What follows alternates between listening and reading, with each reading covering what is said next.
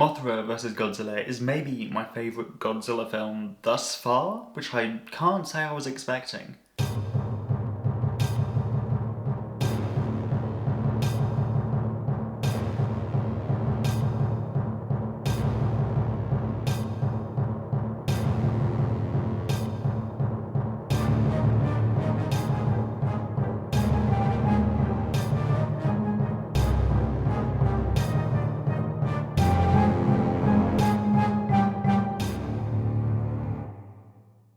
This movie feels like maybe the first proper time that I'm engaging and enjoying watching the protagonists of the film. They are just fun to watch and exist around. I also like that we have a woman in a decent leading role, and she isn't, just made to just be someone to scream or completely sidelined, which is nice. She does disappear a lot in the latter half of the film, but so do most of the other protagonists, so it's not too big an issue.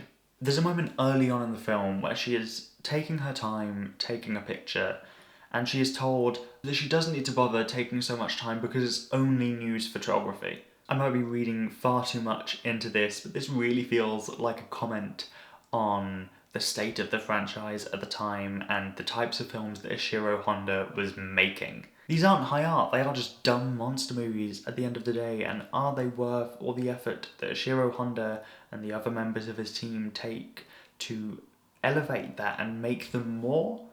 But the filmmakers do care, they have passion, and they do try and elevate them past, being the dumb monster movies that they are. In the rest of the film, the natives are back, which... fuck. But, they're kept to a minimum, so thank fuck for that. The effects work here is better than the preceding two films, in my opinion. Shots of Godzilla superimposed into the real world are crude, but do work really well.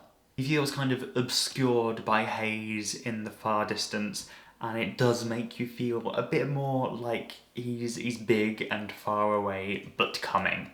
It's not an especially intentional effect, it's a byproduct of the, methods they were using to superimpose him, but it works. The first big fight scene is a lot of fun. Seeing Mothra grab Godzilla by his tail and just drag him is a lot of fun, and I like seeing it.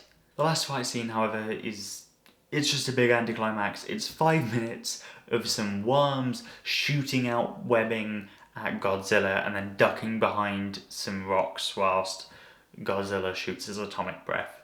And that's all it is. It just, compared to other fights, it doesn't have the weight that perhaps you'd want it to, and it doesn't have much variation as it goes along. There aren't reversals, it's just duck behind a rock, shoot some web, duck behind a rock. Despite this, it's still a really fun film with some well-placed humour, some really fun characters, some dynamic effects work, and, this variation of the main Godzilla theme is quite nice.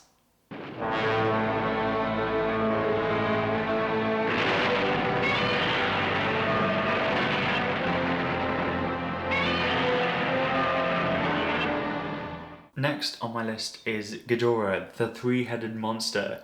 If you'd want to watch that, please do.